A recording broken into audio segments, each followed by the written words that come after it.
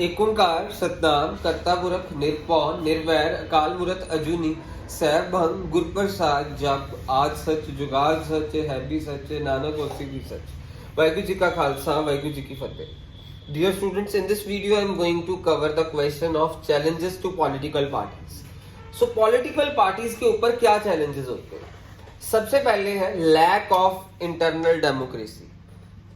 Lack of internal democracy means party के अंदर ना डेमोक्रेसी नहीं है। अब जैसे बीजेपी है, बीजेपी एक पार्टी है, उसका आज हेड अमित शाह है, उसके बड़े सारे बीजेपी के मेंबर्स हैं। क्या आपने देखा कभी बीजेपी की कोई मीटिंग्स हो रही हैं? रेगुलर कोई मीटिंग्स नहीं होती हैं।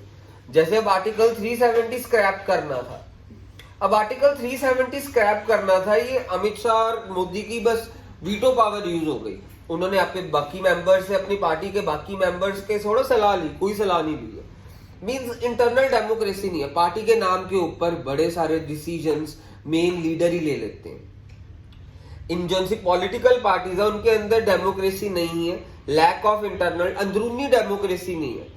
मीन जैसे बीजेपी बहुत बड़ी पार्टी है, कांग्रेस बहुत बड़ी पार्टी है। इस टाइम बीजेपी आ रही है पार में बीजेपी है, उसका हेड कौन है? दो ही है बेसिकली, एक मोदी है, एक अमित शाह।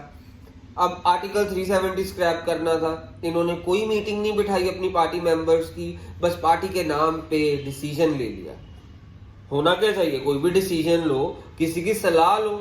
डेमोक्रेसी है तो हमारे को अपने पार्टी मेंबर्स की तो कम से कम सलाह लेनी चाहिए। कोई सलाह नहीं ली जाती, कोई वोटिंग नहीं करवाई जाती, पार्टी की मीटिंग्स में कुछ नहीं होता, बस सीधा डिसीजन ले लिए जाते हैं। डायनेस्टिक सक्सेशन, ये बहुत प्रॉब्लम आती है। होता क्या है, अब जैसे हमारे पंजाब में अकाली दल है, मींस उसका जो सा पहले कौन था? प्रकाश सिंह बादल। अब उसका अगला प्रेसिडेंट कौन हुआ? सुखबीर सिंह बादल। उससे अगला प्रेसिडेंट क्या होगा? सुखबीर सिंह बादल का बेटा। किसी और का चांस ही नहीं मिलता। ये डायनेस्टिक सक्सेशन की बहुत प्रॉब्लम है। मींस यहाँ पे ये पिछले से ही रिलेटेड है कि मींस होना क्या चाहिए कि कैपेबल लीडर को मिलनी चाहिए पोजीशन। तो बट कैपेबल लीडर को पोजीशन मिलने की बजाय पार्टी किसको देती है? जो पार्टी का मेन लीडर है ना, अपने बच्चों को ही देता है, अपनी फैमिली मेंबर्स को ही देता है, आगे किसी को चांस ही नहीं देता। यानी बाकी मेंबर्स मूर्ख हैं, मूर्ख बन जाते हैं। सो वो उसकी एग्जांपल क्या? हमारे पंजाब की अकाली दल। पहले प्रेसिडेंट कौन था?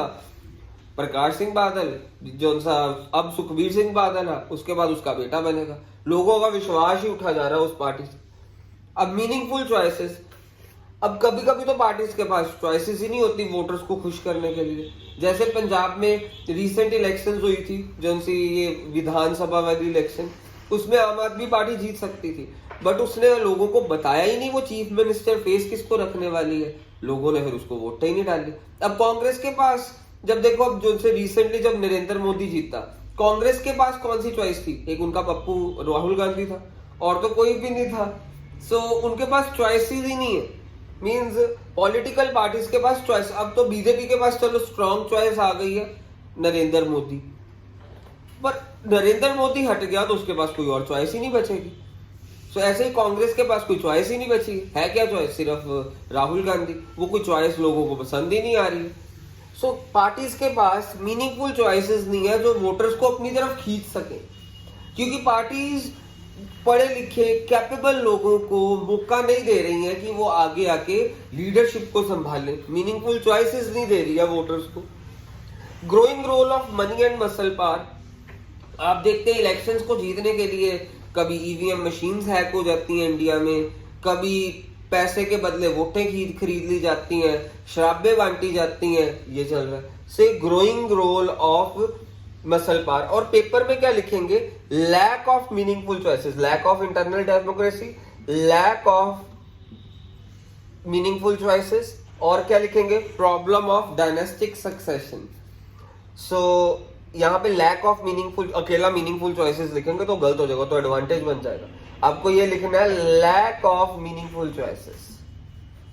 तो ये हमारा टॉपिक खत्म हो गया, चैलेंजेस टू पॉलिटिकल पार्टीज। ये 4 चैलेंजेस है हमारी पॉलिटिकल पार्टीज के, और ये खत्म हो गया।